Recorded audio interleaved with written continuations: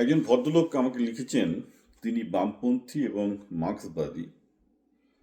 তিনি আমার ভিডিও সবগুলো দেখেন এবং দেখে তার মনে হয়েছে যে আমিও একজন বামপন্থী লোক, কিন্তু আমি কেন বাঙালি বামপন্থী এবং মার্ক্সবাদীদের গালাগাল দিচ্ছি তিনি ঠিক বুঝতে পারছেন না। তিনি বললেন যে আপনি তো আমি তো বামপন্থী এবং আপনি যেসব ভিডিও করছেন এগুলো তো আমাদের বামপন্থী লোকেদেরই কথা, কিন্তু আপনি বামপন্থীদের কেন গালাগাল দিচ্ছেন?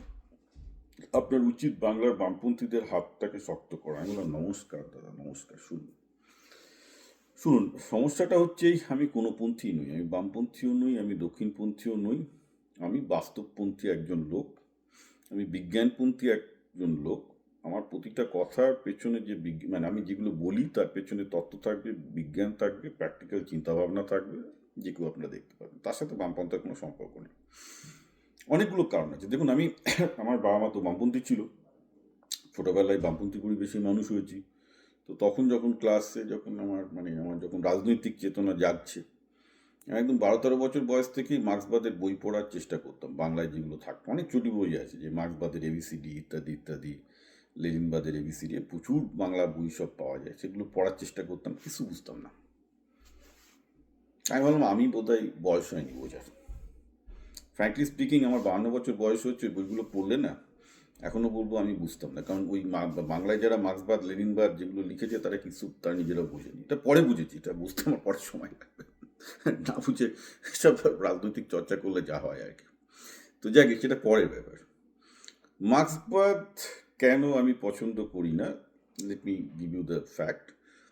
আচ্ছা, আমি এবার আমেরিকায় আসলাম, আমার বয়স তখন 27-28, তখন পড়াশোনার অনেক সময় ছিল। তখন আমি ইন্টারনেট ঘেটে অনেক কিছু পড়ার চেষ্টা করছি, কিছু বুঝতে পারলাম না। আমি মার্ক্সবাদ কি বুঝেছি একদম আমার অ্যাট দ্য এজ অফ 31। সেটা কোনো মার্ক্সবাদীদের বই পড়ে নয়।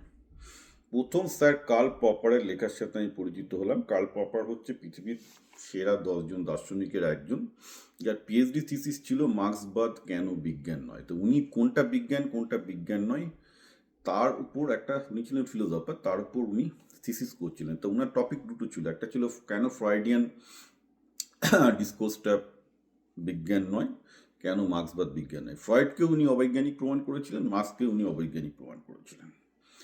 সেটা নিয়ে যখন আমি পড়লাম তখন আমার কাছে একদম পুরো জলের মতো ক্লিয়ার হয়ে গেল মার্ক্সবাদ কি জিনিস। এই নয় যে মার্ক্সবাদকে উনি নেগেটিভ দিক থেকে করেছেন, ওনাকে যেহেতু মার্ক্সবাদের উপর কাজ করতে হয়েছে, তিনি যেটা বললেন সেটা আমার মনে হলো নাও ইট মেক সেন্স। তারপর থেকে আমি মার্ক্সবাদের প্রত্যেকটা জিনিস একদম বিলকুল বুঝে যাচ্ছি। কী ব্যাপার, উনি বললেন এই যে উনি মার্ক্স যেভাবে প্রথমে ক্যাপিটাল বইটা লিখলেন এবং তিনি যে ক্যাপিটালের ওপর যে বৈজ্ঞানিক ভাষ্যটা দিলেন সেটা কিন্তু উনিও স্বীকার করছেন, স্যার কার্ল পপারও স্বীকার করেন সেটা একটা সামহাট বৈজ্ঞানিক। দেখুন, আইনস্টাইনবাদী নিউটনবাদী বলে তো কিছু হয় না, কোনো বৈজ্ঞানিকবাদী হয় না। সমস্যাটা হচ্ছে যে পরবর্তীকালে মার্ক্স নিজেই ডগম্যাটিক হয়ে গেলেন। তিনি নিজেই বিজ্ঞানের পথ থেকে শুরু শেষ হয়ে আন্দোলনকারী একজন অ্যাক্টিভিস্ট হয়ে গেলেন। সেটা কীরকম, যে মার্ক্স ক্যাপিটাল বইটা লিখেছেন তিনি একটা সর্ট অফ বৈজ্ঞানিক, তিনি বৈজ্ঞানিক পদ্ধতি করে লিখেছেন, তাতে ভুলভাল আছে বা ঠিকও আছে, অনেক কিছু ঠিক আছে। কিন্তু তিনি যখন কমিউনিস্ট ম্যানিফেস্টোটা লিখলেন তখন তিনি একজন অ্যাক্টিভিস্ট, তার মধ্যে বৈজ্ঞানিক কার্ল মার্ক্স নেই। ফলে কমিউনিস্ট ম্যানিফেস্টো একটা ক্লাস, কী বলবো, একটা খুব প্রাইমারি লেভেলের বেসিক জিনিসপত্র, যারা ফিলোসফির বেসিক বোঝে তারা বুঝবে এটা একটা পুরো ভুলভাল জিনিস। তো কমিউনিস্ট ম্যানিফেস্টো লেখার সময় কার্ল মার্ক্সকে টাকা দেওয়া হয়েছিল, কারণ অ্যাকচুয়ালি লন্ডনের ট্রেড ইউনিয়নগুলো চেয়েছিল যে কার্ল মার্ক্স ওটা লিখুন। তো উনি একটু টাকা পাকা পেয়ে মাল খেয়ে আউট ছিলেন, মালটা দিতেও দেরি করেছিলেন, ম্যানিফেস্টোটা দিতেও। আসলে মার্ক্সের ব্যক্তিগত জীবনও খুব একটা ভালো যাচ্ছে না। তখন তার 3 ছেলে মারা গেছে, লন্ডনে এসে দারিদ্র্যে মারা গেছে। মার্ক্সের ছেলেরা না খেতে পেয়ে মারা গেছে। ওকে, এবং বাবা হিসেবে তিনি ব্যর্থ সেটা বুঝতে পারছেন, আবার মাল খেয়ে পয়সাও উড়াচ্ছেন, কারণ কী করবে, এটা হতাশ লোক আর কি। তো তারপর যেটা হলো সেটা হচ্ছে এই যে উনি কমিউনিস্ট ম্যানিফেস্টো যখন লিখছেন তখন আর তার বিশেষ কিছু বাকি ছিল না।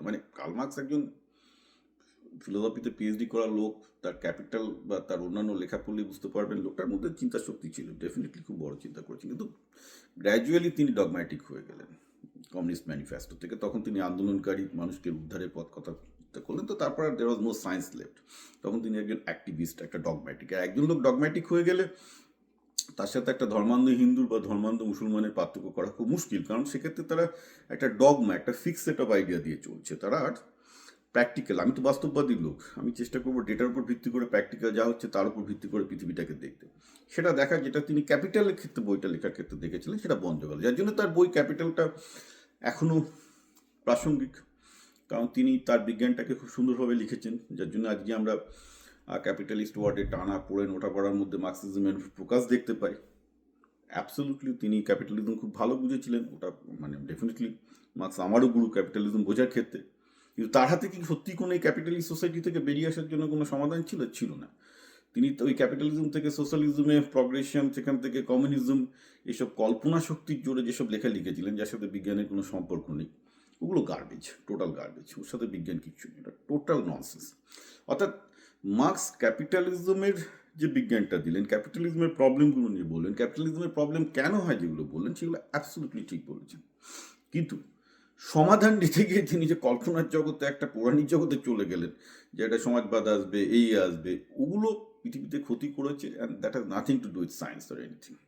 ওকে, এটা যে খুব আপনি একটা যদি মানে আপনি যদি ফিলোসফিতে আপনার যদি এবং হিস্ট্রিতে যদি আপনার একটা খুব বেসিক নলেজ থাকে তাহলেও আপনি এটা বুঝতে পারবেন। এবং মার্ক্সবাদীরা পৃথিবীর সব জায়গায় ডুবিয়েছে, আজকে পৃথিবীতে আপনি একটাও মার্ক্সবাদী সাকসেস দেখাতে পারবেন না। কিউবা ডুবে গেছে, ভেনেজুয়েলা ডুবে গেছে, পশ্চিমবঙ্গ ডুবে গেছে, সোভিয়েত ইউনিয়ন, রাশিয়া ডুবে গেছে। এবং কি বলছেন, রাশিয়াকে তো সোভিয়েত ইউনিয়ন তুলেছিল, গার্বেজ। রাশিয়াতে দস্তয়েভস্কি জন্মেছিলেন, রাশিয়াতে টলস্টয় জন্মেছিলেন, রাশিয়াতে যখন বলশেভিকরা টেক ওভার করছে অলরেডি ওদের 7 জন নোবেল লরিয়েট, এবং রাশিয়া তখন অলরেডি ইউরোপে ইন্ডাস্ট্রিয়াল আউটপুটে 4th পজিশনে আছে। রাশিয়া ইনফ্যাক্ট বলশেভিক সেগুলো রিভলিউশন না হলেও আজকে পৃথিবীর সবচেয়ে শক্তিধর দেশ হিসেবে আসতো, কারণ কি সাইজটা বিশাল, মশাই অত বড় একটা দেশ, কত খনিজ সম্পদ, কত তেল সম্পদ, ওই দেশটাকে তো তো হবেই ওরা পাওয়ারফুল, ওর জন্য কমিউনিজমের কিছু দরকার হয় না, ওটা যদি এমনি হতো তাহলেও হতো। যেমন রাশিয়া এখনও শক্তিশালী আছে, কারণ অত বড় দেশ, অত বড় খনিজ সম্পদ, তেল বেচে খনিজ বেচে ওদের অনেক কিছু হয়ে যায়। ওকে, সুতরাং ওখানে আমেরিকার সমান একটা পরাশক্তির একটা দেশ তৈরি হয়েছিল কমিউনিজমের মাধ্যমে, তাই কমিউনিজমের ভ্যালু আছে, ভাবার কোনো কারণ নেই। ওটা যদি নাও হতো রাশিয়া তাও বড় হতো, কারণ আপনি ভুলে যাচ্ছেন রাশিয়ার লাস্ট 300 বছরের ইতিহাস দেখাচ্ছে রাশিয়া যখন জার ছিল তখনও তারা ইউরোপের অর্ধেকের বেশি দখল করে বসেছিল, কারণ দেশটা বড়, তাতে সেনাবাহিনী বড়, তাদের রিসোর্স প্রচুর বেশি আছে, নো ম্যাজিকে। হ্যাঁ, তা সত্ত্বেও কি কমিউনিস্ট রাশিয়া কিছু ভালো কিছু করেনি? ডেফিনেটলি সেখান থেকে অনেক বিজ্ঞানী তৈরি হচ্ছে, অনেক বড় বড় ইন্টেলেকচুয়াল তৈরি হচ্ছে, এবং তাদের অনেকের লেখা আমি পড়ি, আমার ভালো লাগে। কিন্তু রাশিয়ায় তো দস্তয়েভস্কি, চেকভের জন্ম হয়েছে, বাকুনিনের জন্ম হয়েছে, অনেক ভালো ভালো লোকের বিখ্যাত বিখ্যাত ইন্টেলেকচুয়ালের জন্ম হয়েছে, তো কমিউনিজমের আগেও হয়েছে। কমিউনিজম নতুন করে তো ক্লেম করতে পারে না যে রাশিয়ার সোসাইটিকে তারা ইন্টেলেকচুয়াল বানিয়েছে। সোসাইটি বিশাল ইন্টেলেকচুয়াল ছিল। টলস্টয়, দস্তয়েভস্কি পৃথিবীর সর্বকালের সেরা সাহিত্যিক, সর্বকালের সেরা সাহিত্যিক, তারা তো কমিউনিজমের আগেই জন্মেছে, তারা তো সেখানে মানে কমিউনিজমের ভূত হয়ে গেছে। তো কমিউনিজমের পরে টলস্টয় বা দস্তয়েভস্কির লেভেলে কেউ এলো না কেন? ছিল ম্যাক্সিম গোর্কি, সেও তো মরে গেছে, তখন মরে গেছে মানে তখন আর কী করবে কমিউনিস্ট ইয়ের মধ্যে একটা, ঠিক আছে মাটা ডেফিনেটলি খুব ভালো লিখেছে, কিন্তু দস্তয়েভস্কির লেভেলে যেতে পারেনি, কারণ ওই লেভেলে যেতে গেলে যে পরিমাণ স্বাধীনতা দরকার সেটা তো ছিল না তখন। ঠিক আছে, তো সমস্যাটা হচ্ছে এই যে আমরা কমিউনিজমের ফেলিওর চারিদিক থেকে দেখেছি, লোকগুলো প্র্যাকটিক্যাল না, এই লোকগুলোর মাথায় বুদ্ধিও কিছু নেই। আমি আবার বলছি যে নির্বোধে নির্বাণ লাভ করলে তবে লোকজন বাঙালি বামপন্থী হয়।